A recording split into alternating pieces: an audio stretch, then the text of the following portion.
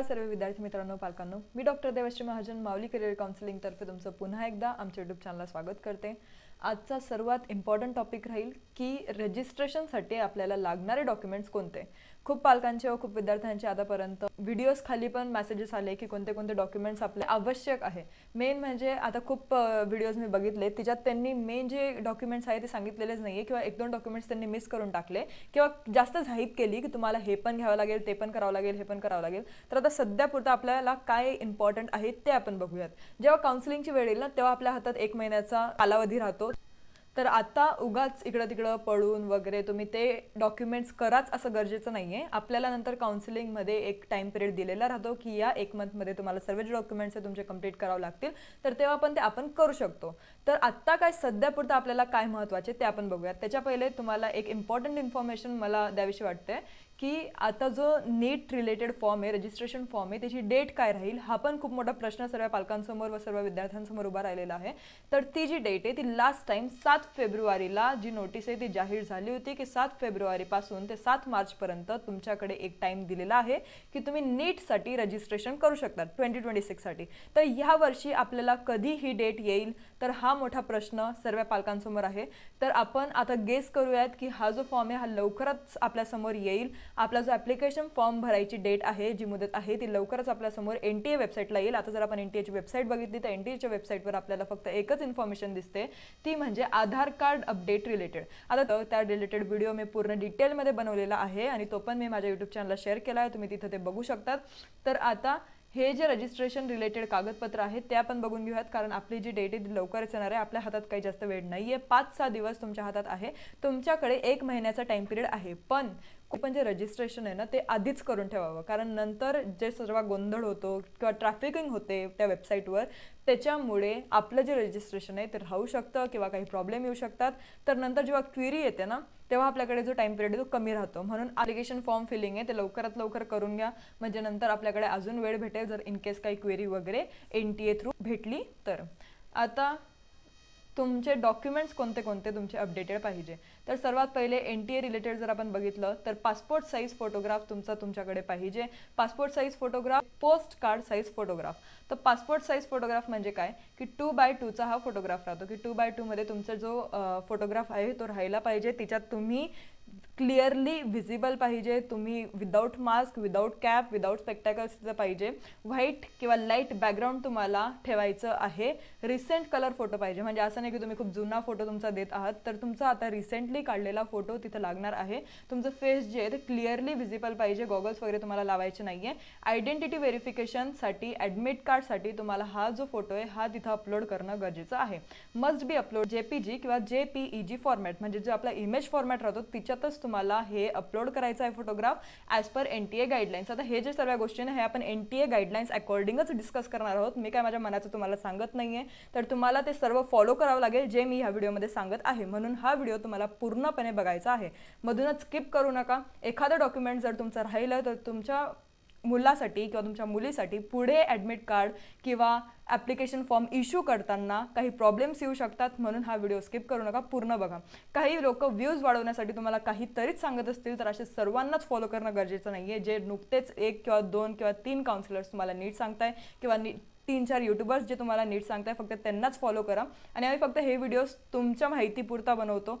Next म्हणजे तुम्हाला post card size photograph इथे लागणार आहे. 4x6चा फोटोग्राफ अप्रॉक्स तुम्हाला लागणार आहे. पासपोर्ट साईज आपण 2x2चा बघितला, हा तुम्हाला थोडा बिगर साईजमध्ये लागेल, बिगर व्हर्जन ऑफ युअर फोटो, म्हणजे ते अजून जास्त क्लिअरली व्हिजिबल राहील. Same photo as passport size. तुम्ही जिथं जाणार फोटो काढायला त्यांना फक्त तुम्हाला एवढं सांगायचं आहे की जो एक फोटो आहे तो 2x2चा करा आणि जो एक फोटो आहे तो 4x6चा करा. तुमचा जो सेम फोटो आहे तोच राहिला पाहिजे, वेगळा राहायला नको. Background should be white background पाहिजे किंवा कोणता पण लाईट बॅकग्राऊंड घ्या, पण मी म्हणेल की स्पेसिफिकली तुम्ही व्हाईटच घ्या, जास्त काही प्रॉब्लेम्स क्रिएट करू नका. Mandatory upload in NEET form, हे तुम्हाला मॅन्डेटरी अपलोड करायचं आहे नीटच्या फॉर्ममध्ये, कारण खूप स्टुडंट्स ही जी इन्फॉर्मेशन ही मिस करतात. त्यांना वाटतं की आपल्याला पासपोर्ट साईज म्हणजे एकच फोटो अपलोड करायचा आहे, पण असं नसतं. तुम्हाला 2 टाईप्स ऑफ फोटोग्राफ्स अपलोड करायचे, एक म्हणजे पोस्ट कार्ड साईज आणि दुसरा म्हणजे पासपोर्ट साईज. आता मला नाही वाटत की ह्या दोघी फोटोग्राफ्समध्ये तुम्हाला काही प्रॉब्लेम असेल, कारण एक जो आहे तो 2x2चा आहे, एक जो आहे तो 4x6चा आहे. आणि त्यात सर्वात महत्त्वाची गोष्ट, पासपोर्ट साईज फोटोग्राफच्या खाली तुम्हाला तुमचं नाव इथं लिहून घ्यायचं आहे। ही सर्वात महत्त्वाची गोष्ट तुमच्या ॲडमिट कार्डवर किंवा तुम्ही जर फॉर्म भरत असणार तर तेव्हा गाईडलाईन्समध्ये येईल की तुमचं नाव तिथं फुल नेम राहिलं पाहिजे आणि त्यात कोणत्या डेटला तुम्ही फोटो काढलेला आहे ते इथं राहिलं पाहिजे, म्हणजे तुम्ही रिसेंटली फोटो काढला आहे का हे त्याच्यावरून क्लिअर होतं। किंवा काही लोक खूप आधीचा फोटो टाकतात तर त्याच्यामध्ये डेट दिलेलं राहत नाही, नाव दिलेलं राहत नाही, तर म्हणून नाव आणि डेट इथे इम्पॉर्टंट आहे। रिसेंटली फोटो काढा आणि त्यात तुमचं नाव आणि डेट नक्की ॲड करायला लावा। तुमचं लेफ्ट आणि right hand thumb finger impressions इथं पाहिजे, ब्लॅक किंवा ब्लू इंकमध्ये चालेल, व्हाईट पेपरवर क्लिअर इम्प्रेशन्स तुमचे पाहिजे। असं नाही की जो इंक आहे ते नुसती स्मज होते किंवा इकडे तिकडे स्प्रेड होते। Generally left hand thumb impression, right hand thumb impression is scanned and uploaded digitally.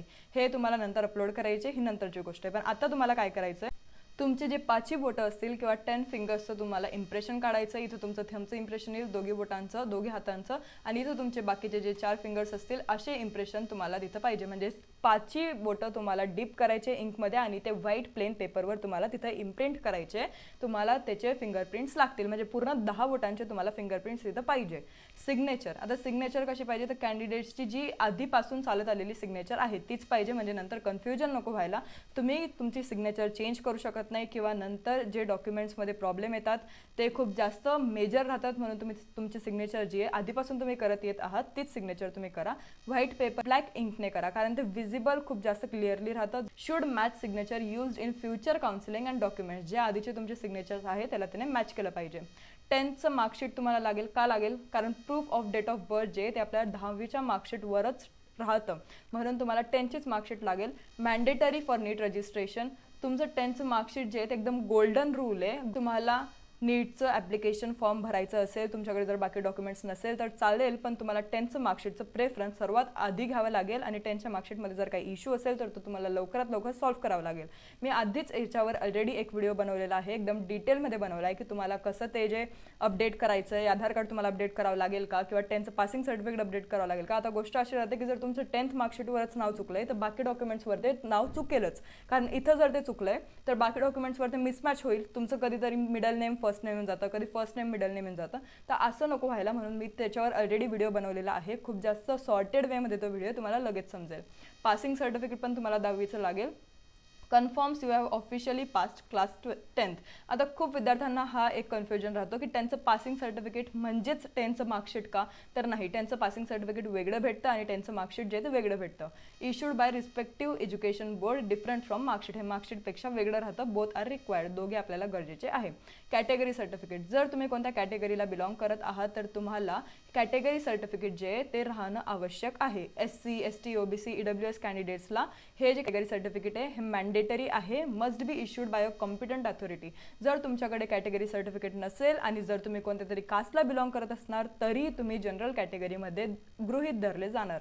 म्हणून जर तुम्हाला कॅटेगरी बेनिफिट्स घ्यायचे असतील तर तुमच्याकडे ते सर्टिफिकेट राहणं गरजेचं आहे। Required to claim reservation benefits, जर तुम्हाला रिझर्वेशनचे काही बेनिफिट्स घ्यायचे किंवा नंतर जर तुम्हाला नंबर कुठे लावावा लागला, कुठे MBBS मध्ये किंवा गव्हर्नमेंट BMS मध्ये जर तुम्हाला ॲडमिशन घ्यायची आहे तर तिथं जर तुम्हाला रिझर्वेशनचे बेनिफिट्स घ्यायचे असतील तर तुम्हाला कॅटेगरी सर्टिफिकेट ठेवणं गरजेचं आहे। विदाऊट कॅटेगरी सर्टिफिकेट तुम्ही जनरलमध्येच गृहीत धरले जाणार। जर तुम्ही EWS मध्ये आहात तर EWSचं सर्टिफिकेट तुमच्याकडे राहिलं पाहिजे।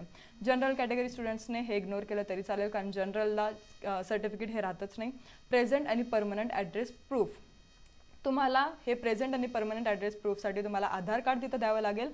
आधार कार्ड आता सर्वांनाच खूप फिजिबल राहतं, ते इझिली देऊ शकतात, अप्लाय करू शकतात। वोटर ID खूप मुलांकडे नसते, पासपोर्ट साईज खूप मुलांचा आला नसतो, म्हणून आधार कार्डच खूप फिजिबल ऑप्शन आपल्याकडे आहे। रेशन कार्ड काही लोकांकडे राहतं, काही लोकांकडे नाही राहत।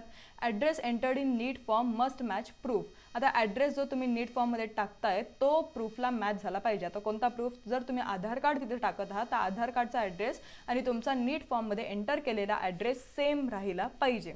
Used for communication and record verification, communication address आणि रेकॉर्ड व्हेरिफिकेशनचा ॲड्रेस जर तुमचा वेगळा असेल, म्हणजे कसं की आता आम्ही राहणारे जळगावचे पण आम्ही आता शिफ्ट होतोय कुठेतरी मुंबईला, तर माझा जो ॲड्रेस आधार कार्डवर आहे तो सध्या जळगावचा आहे, पण मी अजूनपर्यंत अपडेट केला नाही आहे, तर ते तुम्हाला लवकरात लवकर अपडेट करावं लागेल.